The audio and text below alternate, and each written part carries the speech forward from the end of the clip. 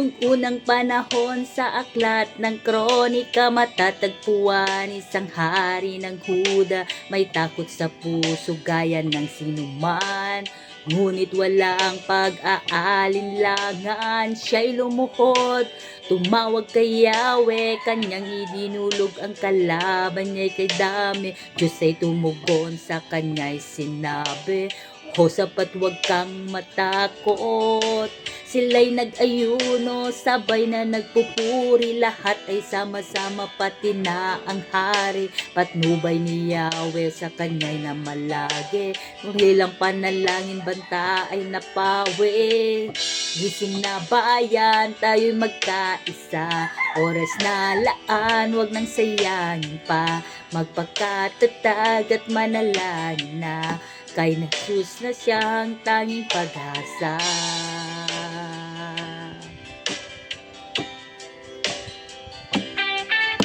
Banta sa ating bayan, ating nalalaman, kahit ang iba'y nagbubulag-bulagan, di mo maitatwa ang katotohanan. Isang araw ay wala ng kalayaan, kawawang bansa kung si Jesus di magkahari. Walang patutunguhan, tiyak na masasawi, ating inang bayan walang pasubali. Kukunin ng kaaway, sila'y magwawagi.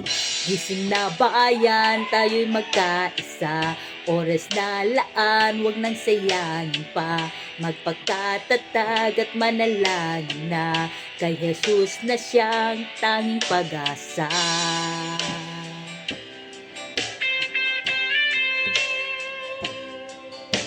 Banta sa ating bayan, ating nalalaman, kahit ang iba'y nagbubulag-bulagan, di maitatwa ang katotohanan. Isang araw ay wala ng kalayaan, kawawang bansa kung si Jesus di magkahari. Walang patutunguhan, tiyak na masasawi, ating inang bayan walang pasubali. Kukunin ng kaaway, sila'y magwawagi. Gising na bayan, tayo'y magkaisa, oras na laan, wag nang sayangin pa. Magpagkatatag at manalangin na, kay Jesus na siyang tanging pag-asa.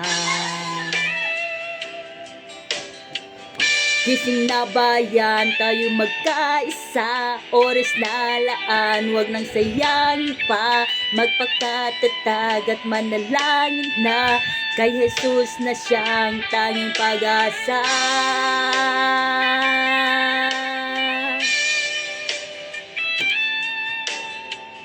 Gising na bayan, tayo'y magkaisa, oras na laan, wag nang sayangin pa. Magpagkatatag at manalangin na, kay Jesus na siyang tanging pag-asa.